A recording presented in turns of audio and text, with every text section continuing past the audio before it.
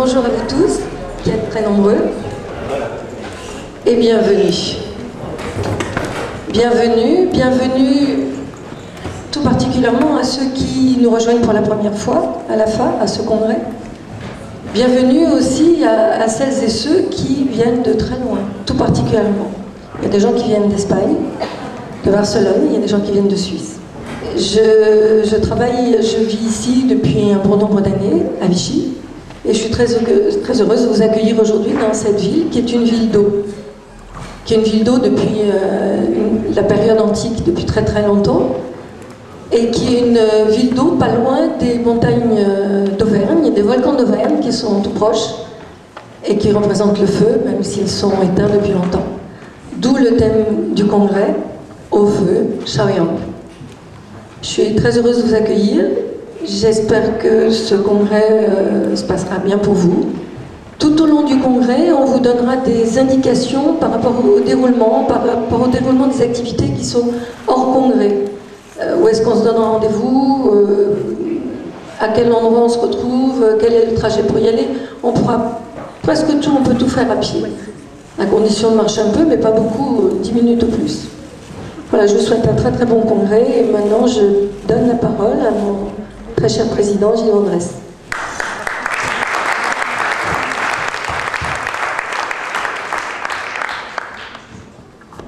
Bonjour, à mon tour de remercier Sophie qui s'est proposée pour organiser ce 19e congrès de l'AFA dans un cadre fort agréable et dans une ville qui nous rappelle des temps anciens, notamment le 19e siècle, et où la vie paraît très, très douce et très agréable. Je remercie particulièrement le docteur Paul Lepont, qui habite Vichy, qui exerce à Vichy, qui est un élève de l'Avier, qui est un ancien membre de l'OEDA, et j'étais venu, je pense, en 78-79, tu m'avais raconté l'histoire de l'œsophage central, enfin bon, on racontera cette histoire. Et donc je le remercie de s'être joint à nous. Il est le président de l'association médicale d'acupuncture du centre, la MAC, et il est venu, il vous présentera donc une vision qu'on n'a pas l'habitude de connaître, qui concerne donc le thème de naissance des patients, et le thème qu'il a choisi, c'est le moine guerrier, qui rassemble l'eau et le feu, et qui est donc particulièrement adapté à notre sujet. Je salue aussi la présence du docteur Alain Schmitt, voilà, il est là-bas, qui est le secrétaire général de la MAC aussi, de l'association médicale du centre, et qui s'est joint à nous pour participer à nos travaux. Donc on est très heureux de vous accueillir parmi nous. Le thème que nous avons choisi, Shaoyang, eau et feu, a été choisi pour plusieurs raisons. D'abord, il fait suite au thème qu'on avait eu à Berck, au congrès de Berck l'année dernière, sur le nord, le Taiyang et la Vessie. Et aussi en raison, comme vient de le dire Sophie, en raison des volcans d'Auvergne et puis des eaux chaudes de Vichy, puisque sourdent entre 22 et 70 degrés. Donc il y a de l'eau et du feu, et qui sourdent donc de cette obscurité de la Terre. Alors les éclairages que vous allez avoir sur le Shaoyang, l'eau et le feu pendant tout ce congrès vont nous permettre, je crois, de nous faire une idée plus précise de l'unité qui se dégage derrière le thème de l'eau et du feu en rapport avec le Shaoyang. Et comme j'ai eu la chance de lire les interventions avant vous, j'ai été frappé par le fait combien celles-ci se répondaient les unes aux autres, en particulier autour de ce pivot et de cet axe central qu'est le Shaoyang. Et axe central et, disons même, vertical. À la fois axe central et, on dit, errance dans toutes les parties du corps, c'est ce que dit le Sowen chapitre 79.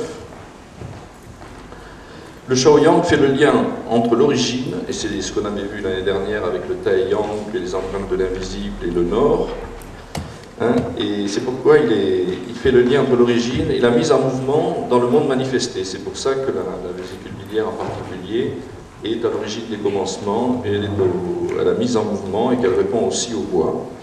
Et c'est pourquoi ce Shaoyang est appelé Shao, qui veut dire jeune, qui veut dire petit, c'est le démarrage, et c'est aussi considéré comme le premier yang. Vous savez qu'on parle du premier, du deuxième et du troisième yang, le Shaoyang est donc le premier yang à apparaître.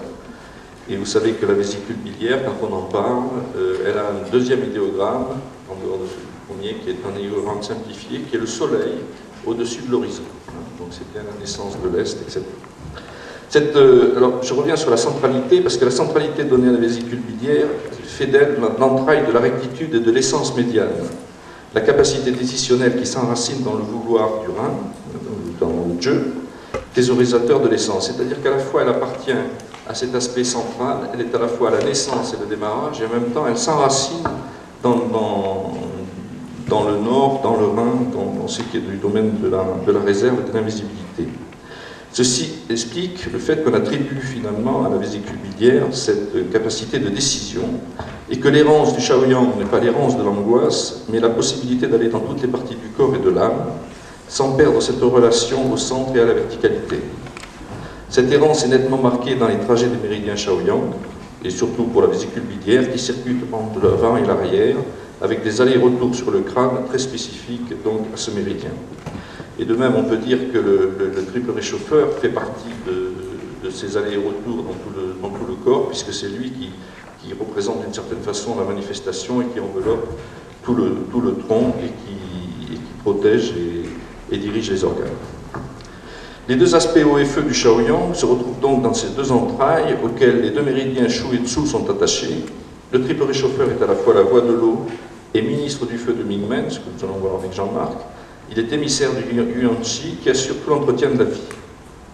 La vésicule biliaire, elle, resserre l'essence, le Qing-Hu, l'eau au centre, en tant qu'entraille extraordinaire, et il est en même temps feu et même feu sacré.